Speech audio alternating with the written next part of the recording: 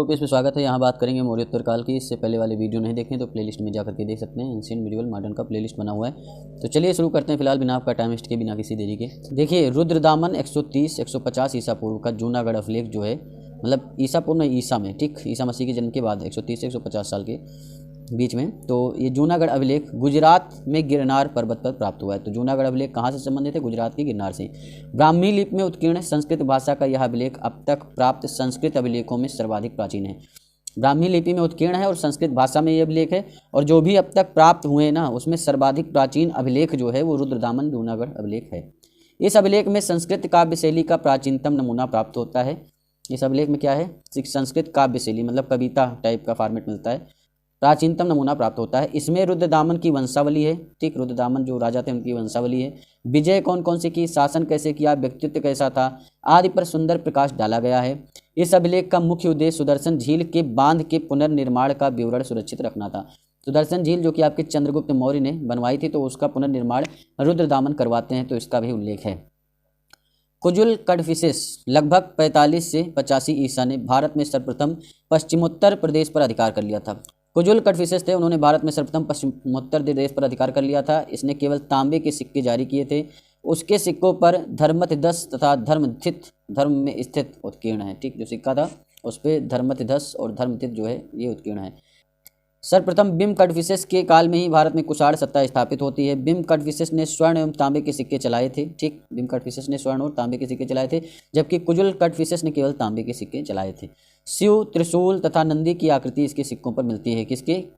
बिम कडफिसेस के सिक्कों पर शिव, त्रिशूल और नंदी की आकृति भी मिलती है। इसने महेश्वर नामक उपाधि भी धारण की थी बिम कडफिसेस ने।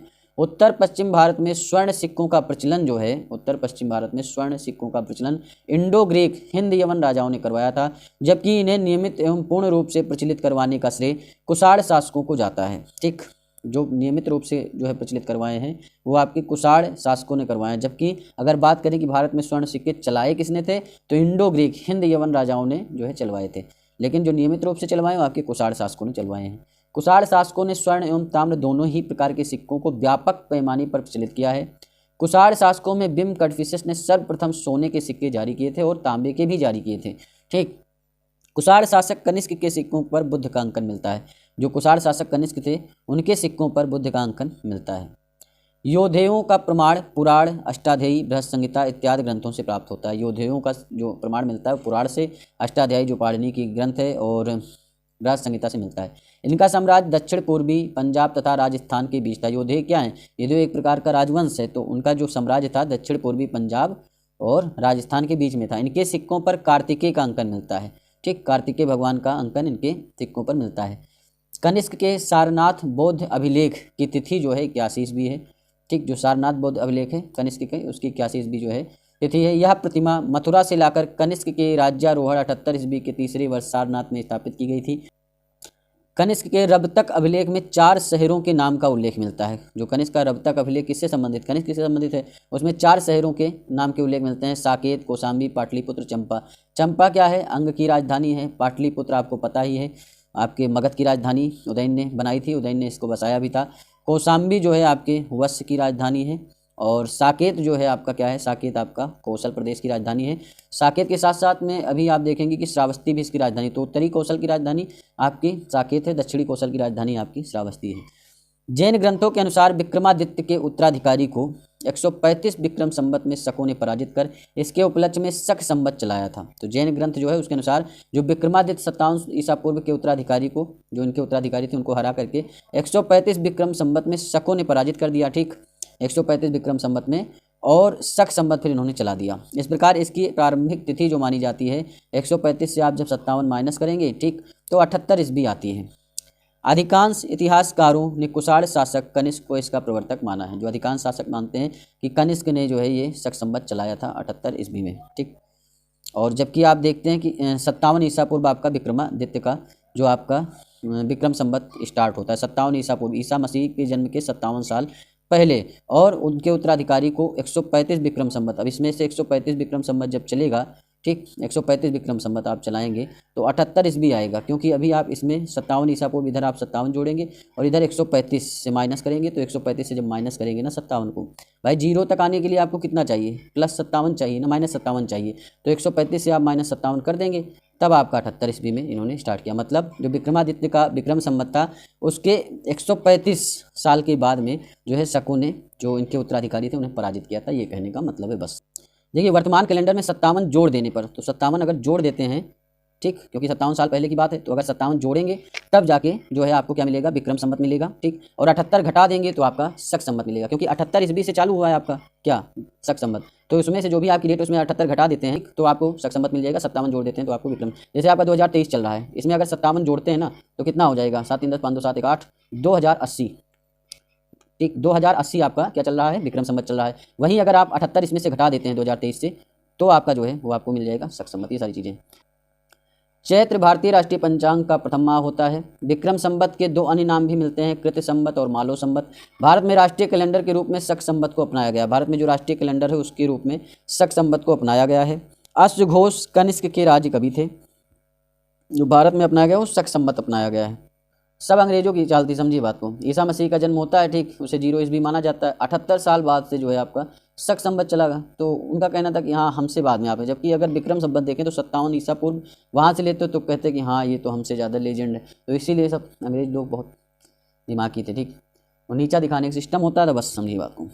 अश्वघोष कनिष्क के राज कवि थे। अश्वघोष क्या थे, कनिष्क के राज कवि थे। सोदरानंद बुद्धचरित तथा सारीपुत्र प्रकरण उनकी प्रमुख रचनाएं हैं। क्या है, सोदरानंद बुद्धचरित और सारीपुत्र प्रकरण उनकी रचनाएं। वसुमित्र भी कनिष्क के आश्रित विद्वान थे। इन्होंने चतुर्थ बौद्ध संगति की अध्यक्षता की थी, ठीक। जो आपका कनिष्क कुंडलवन ग्राम में इनकी चतुर्थ बौद्ध संगति होती है, उसकी अध्यक्षता कौन करते हैं, वसुमित्र। और अश्वघोष नागार्जुन क्या है, इन्होंने शून्यवाद का प्रतिपादन किया, भारत के आइंस्टीन कहे जाते हैं। पाशर्व तथा चरक ये चारों ही कनिष्क के दरबार में थे। चरक किसके दरबार में थे, कनिष्क के। पतंजलि ने पढ़नी की अष्टाध्यायी पर महाभाष्य की रचना की है। महर्षि पतंजलि शुंगकालीन विद्वान थे, शुंगकाल के विद्वान थे, तथा इन्होंने ऐसे लोगों को शिष्य बनाया जो बिना किसी अध्ययन के ही संस्कृत बोल लेते थे, ठीक। कुषाण वंश के साम्राज्य की सीमाएं जो हैं उपमहाद्वीप, भारतीय उपमहाद्वीप से बाहर तक फैली थी। इस वंश का महान शासक कनिष्क था, जिसकी सीमाएं उत्तर में चीन के तुर्फान में एवं कश्मीर से लेकर के दक्षिण में विंध्य पर्वत तथा पश्चिम में उत्तरी अफगानिस्तान से लेकर के पूर्व एवं पूर्वी उत्तर प्रदेश एवं बिहार तक विस्तृत थी। बहुत लंबा साम्राज्य था। पेरिप्लस ऑफ द एरिथ्रियन सी और अरिकमेडू में हुई खुदाई से ऐसे अनेक बंदरगाहों व्यापारिक केंद्रों की उपस्थिति के साक्ष्य मिले हैं, जिनसे स्पष्ट होता है कि कुषाणों का जो व्यापार था ना वो पूरे विश्व से फारस की खाड़ी और लाल सागर के जलमार्ग से होकर होता था। इन सभी साक्ष्यों में किसी भी कुषाण की सशक्त नौसेना की उपस्थिति का उल्लेख नहीं मिलता है, कोई सशक्त नौसेना का उल्लेख नहीं मिलता है, लेकिन हाँ व्यापार होता था। कुषाण शासक कनिष्क के काल में कला क्षेत्र में 2 स्वतंत्र शैलियों का विकास होता है। कौन कौन सी, गांधार शैली और मथुरा शैली, बहुत सुना होगा आपने, ठीक। भारतीय और यूनानी आकृति की सम्मिलित श्रेणी को क्या कहते हैं, गांधार शैली कहते हैं। भारत और यूनान की आकृति की जो सम्मिलित श्रेणी होती है उसे हम गांधार शैली कहते हैं। इसके बहुत क्वेश्चन आते हैं। इस कला शैली के प्रमुख संरक्षक शक तथा कुषाण थे। कौन थे, इस शैली के जो प्रमुख संरक्षक थे शक थे और कुषाण भी थे। इस कला का विषय मात्र बौद्ध होने के कारण इसे यूनानी, बौद्ध, इंडो ग्रीक या ग्रीको रोमन भी कहा जाता है, ठीक। इस कला का विषय जो मात्र बौद्ध था, इसी कारण इन्हें यूनानी, बौद्ध, इंडो ग्रीक और ग्रीको रोमन भी कहते हैं। गांधार कला में सदैव हरित, स्तरित एवं शिष्ट चट्टान का प्रयोग ही मूर्तियां बनाने के लिए किया जाता है। जो गांधार शैली होती है उसमें हमेशा हरित, स्तरित, जो हरे कलर की स्तरित चट्टान, शिष्ट चट्टान होती है उसका प्रयोग करते हैं। अफगानिस्तान का बामियान पहाड़ियों को काट करके बनवाई गई बुद्ध प्रतिमाओं के लिए प्रसिद्ध था, और अफगानिस्तान का जो बामियान पहाड़ियाँ उसे काट करके बुद्ध प्रतिमा बनाई जाती थी। लेकिन अफगानिस्तान में तालिबान शासन ने इन बुद्ध प्रतिमाओं को नष्ट कर दिया, ठीक। जो तालिबान शासन हुआ है, भाई चल ही रहा है तालिबान शासन, तो उन्होंने बुद्ध प्रतिमा को नष्ट कर दिया एकदम से। कुषाण काल में बाल विवाह की प्रथा आरंभ हुई, ठीक। कुषाण काल में ही बाल विवाह की प्रथम शताब्दी में जो है बाल विवाह की प्रथा आरंभ हुई। स्त्रियों में उपनयन की समाप्ति हो गई तथा बाल विवाह के प्रचलन ने उसे समाज में अत्यंत निम्न स्थिति में ला दिया। जब बाल विवाह चालू हो गया तो स्त्रियों की दशा और ही ज़्यादा निम्न हो गई।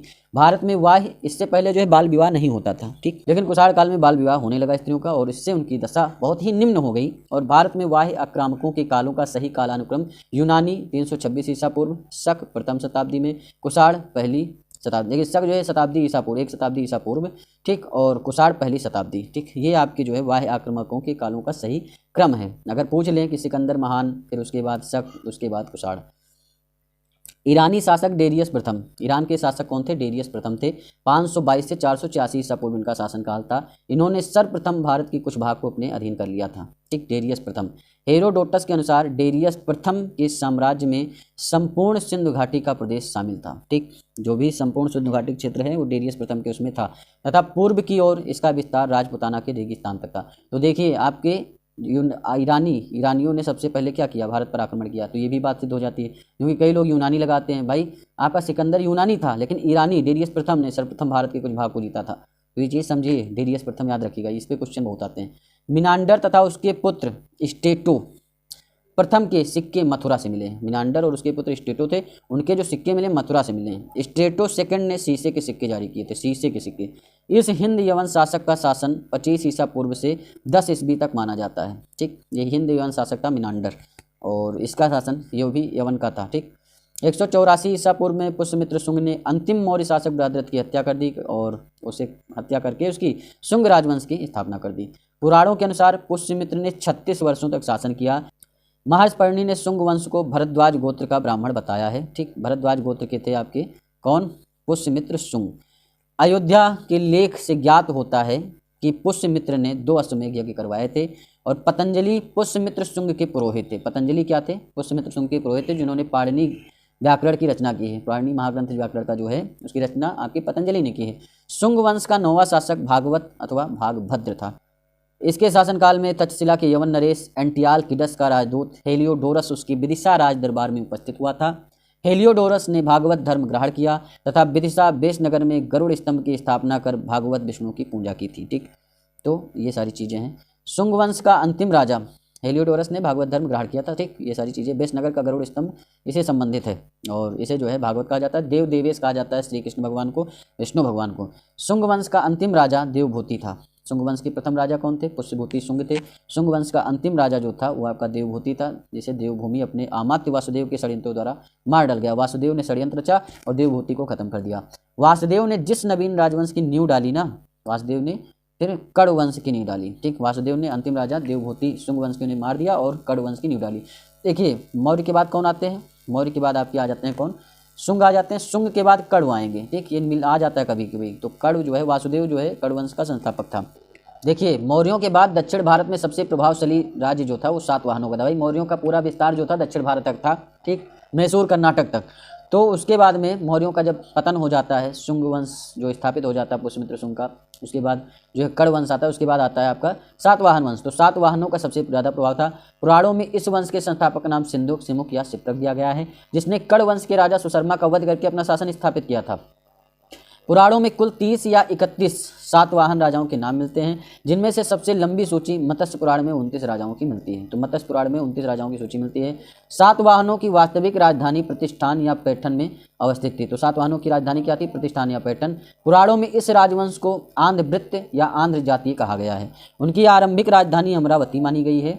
और पुराणों के अनुसार देखिए सातवाहनों की आरंभिक राजधानी अमरावती थी, लेकिन बाद में प्रतिष्ठान या पैठन हो गई है। और पुराणों के अनुसार कृष्ण का पुत्र एवं उत्तराधिकारी सातकर्णी प्रथम, ये वो वाले कृष्ण भगवान नहीं है, ये जो है सातवाहन वाले कृष्ण हैं। तो कृष्ण का पुत्र एवं उत्तराधिकारी सातकर्णी प्रथम सातवाहन वंश का सातकर्णी उपाधि धारण करने वाला प्रथम राजा था। ठीक, ये कृष्ण के पुत्र थे, सातवाहन वंश के जो राजा थे। और इसके शासन के बारे में हमें नागनिका के नाना घाट अभिलेख से मिलता है। तो सातकर्णी जो थे बहुत ही ज़्यादा पावरफुल व्यक्ति थे, और नागनिका के नाना घाट अभिलेख से इनका जो है सारी जानकारी मिलती है। सातवाहन शासक गौतमीपुत्र सातकर्णी ने कहा है कि उसने विच्छिन्न होते चातुर्ण 4 वर्णों वाली व्यवस्था को फिर से स्थापित किया है। भाई गौतमीपुत्र सातकर्णी के ऊपर जो है मूवी भी बनी, बहुत शक्तिशाली राजा था, मतलब यवनों को इसने मार भगाया। तो समझिए, तो इसने कहा है कि उसने जो 4 वर्णों वाली व्यवस्था विच्छिन्न हो रही थी उसे फिर से स्थापित किया, और वर्ण संकर वर्णों और जातियों के सम्मिश्रण को रोका। मतलब जो उल्टे सीधे विवाह हो रहे थे विभिन्न जातियों में, एक जाति के लोग दूसरे में कर रहे थे, ये भी रोक दिया। इसी कारण इसे वर्ण व्यवस्था का रक्षक कहा जाता है। तो कभी भी क्वेश्चन आ सकता है कि भाई वर्ण व्यवस्था का रक्षक कौन था? तो गौतमीपुत्र सातकर्णी था। गौतमीपुत्र सातकर्णी को नासिक अभिलेख में अद्वितीय ब्राह्मण, एक ब्राह्मण तथा वेदों का आश्रय कहा गया है, तथा खतीय दप मनमदा अर्थात क्षत्रियों के दर्प का मर्दन करने वाला भी कहा गया है। तो जो गौतमीपुत्र सातकर्णी थे उनके नासिक के अभिलेख में उन्हें अद्वितीय ब्राह्मण कहा गया, मतलब एकदम अलग ब्राह्मण। ठीक, वेदों का आश्रय देने वाला, और खतीय दप मनमदा मतलब क्षत्रियों के दर्प यानी क्षत्रियों का घमंड था उसको मर्दन करने वाला कहा गया है। तो ये सारी चीज़ें हैं। तो यहाँ खतीयद मनमदा जो कहा गया है गौतमी पुत्र सातकर्णी को कहा गया है, क्षत्रियों का दर्प यानी घमंड दूर करने वाला। और वशिष्ठी पुत्र पुलुमावी को दक्षिणापतेश्वर कहा गया है। 2 पतवारों वाले जहाज का चित्र उसके कुछ सिक्कों पर बना हुआ है। इस वंश का अंतिम शक्तिशाली शासक कौन था? यज्ञश्री सातकर्णी। यज्ञश्री सातकर्णी सातवाहन वंश का अंतिम शासक था, ठीक। और सिमुक या सिंधुक जो भी था वो आपका पहला संस्थापक था इस वंश का। कलिंग के चेदी वंश का संस्थापक महामेघवाहन था, ठीक। जो कलिंग के चेदी वंश था उसका संस्थापक कौन था? महामेघवाहन।